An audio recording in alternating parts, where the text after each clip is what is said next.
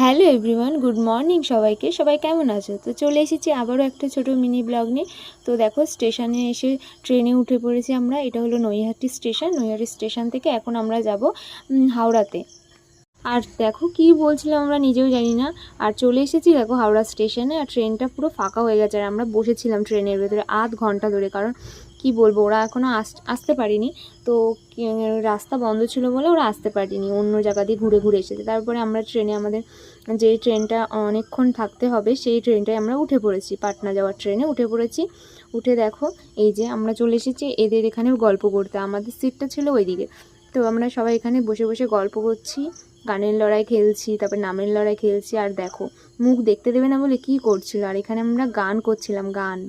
দেখো এতটা লজ্জা পাচ্ছিল, হাত দিয়ে ফোন দিয়ে মুখ ঢাকছিল বলে আমরা হাত থেকে ফোনটা নিয়ে নিচ্ছিলাম। তোমরাই দেখো কি করছিলাম আমরা, দেখে নাও একটু।